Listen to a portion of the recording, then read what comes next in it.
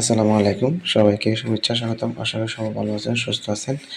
এমপিভুক্ত শিক্ষকদের ইএফটিতে বেতন প্রসেস চালু হওয়ার পরও যদিও ডিসেম্বর বেতন জানুয়ারি বেতন মার্চে পাইছে অনেক শিক্ষক কর্মচারী, কিন্তু তারপর অনেক শিক্ষক কর্মচারী আছে এখনও কোনো মাসের বেতন ইএফটিতে পায় নাই।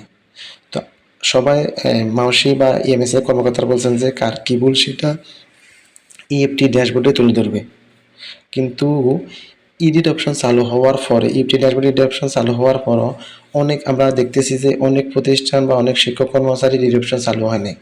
তো এই ক্ষেত্রে আমি কেন চালু হয় নাই সেটার ব্যাখ্যা খুঁজতে গিয়ে ইএমএস এর যে যারা ভিডিও তৈরি করেন বা যারা ইএমএস কর্মকর্তার সাথে জড়িত বা ইএমএস এর কার্যক্রমের সাথে জড়িত তাদের ভিডিও দেখে বুঝতে পারলাম যে ওনাদের কথা অনুযায়ী হচ্ছে কাদের ক্ষেত্রে ইডিট অপশন চালু হয়েছে ওনারা সেটাই এখন ক্লিয়ার করছেন। আর পঞ্চম ধাপের আপডেটটা কি সেটাও আপনাদের সাথে শেয়ার করব। তো আপনারা আমার সঙ্গে থাকার জন্য অসংখ্য ধন্যবাদ। আর ভিডিওটা মনোযোগ সহকারে ফার্স্ট ক্লাস দেখবেন। আর আপনাদের কোনো রিকোয়ারমেন্ট থাকলে আপনারা অবশ্যই জানাবেন, কারণ আপনারা এই দুইটা বিষয় নিয়ে আমার ভিডিওগুলোতে বা বিভিন্ন ভিডিওতে আমি যতটা ইএফটি নিয়ে রিসার্চ করছি সবাই সব জায়গায় দেখলাম যে এই দুইটা বিষয় নিয়ে কমেন্ট করেন বেশি, যে পঞ্চম ধাপের বেতন কবে দিবে আর কেন এই ইডিট অপশন চালু হয় না। তো এই ক্ষেত্রে আমরা যেদিন পর্যন্ত সবাই আশা ছিলাম যে ইএফটি ড্যাশবোর্ডে যাদের ইএফটিতে বেতন পাননি তাদের ভুলগুলো তুলবে, কিন্তু ইডিট অপশন চালু হওয়ার পর দেখা গেল কারো ইডিট অপশন চালু হয়েছে আর কারো হয়নি। এই ক্ষেত্রে ইএমএস সেলের কথাদের মতে বা মাসিক কর্মকর্তাদের কথা অনুযায়ী যাদের ইএফটি ফর্ম আপনারা যে ইএফটি ফর্মটা পূরণ করছেন ওই ইএফটি ফর্মে যাদের ভুল হয়েছে তাদের শুধু ইডিট অপশন চালু হয়েছে, আদারওয়াইজ আর কারো কোন কারণে ভুল কারণে পান নাই সেটা কিচ্ছু তুলে ধরে নাই। ওরা বলতেছে যে ইএফটি ফর্মে নাম, জন্ম তারিখ, ব্যাংক অ্যাকাউন্ট নাম্বার বা এনআইডি ভুল করছে তাদের অপশন চালু হয়েছে, আর যাদের ফর্মে কোনো ভুল না তাদের ইডিট অপশন চালু হয়নি। এটা আমার কথা না, এটা হচ্ছে ইএমএস এর যে কর্মকর্তা আছে ওনারা যে ভিডিও তৈরি করে ওই ভিডিও থেকে আমি জানতে পারছি, ঠিক আছে।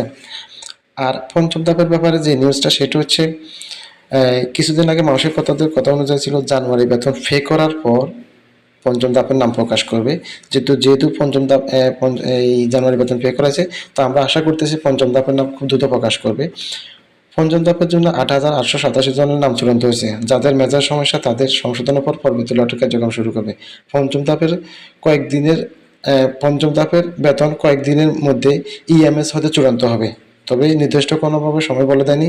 কার্যক্রম সম্পূর্ণ হওয়ার পর মানে পঞ্চম ধাপের সমস্ত কার্যক্রম সম্পূর্ণ হওয়ার পর অ্যাকাউন্টে বেতন পৌঁছাতে 5 থেকে সময় লাগবে, যা আমরা ইতিমধ্যে কিন্তু দেখতে পেয়েছি।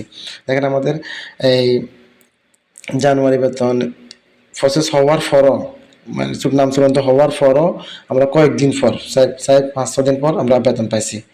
তো আশা করি আপনারা এই দুটা ব্যাপারে এই কনফার্ম হয়েছেন যে কাদের ক্ষেত্রে ইডিট অপশন চালু হয়েছে আর পঞ্চম ধাপের ব্যাপারে আপডেট কী। তো আপনাদের কোনো রিকোয়ারমেন্ট থাকলে অবশ্যই আপনারা জানাবেন। আর আমার প্রতি কোনো পরামর্শ থাকলে সেটা আপনারা বলবেন। তো আজকে দুটো পর্যন্ত ভালো থাকুন, সুতরাং আল্লাহ হাফেজ। Wish you all the best today.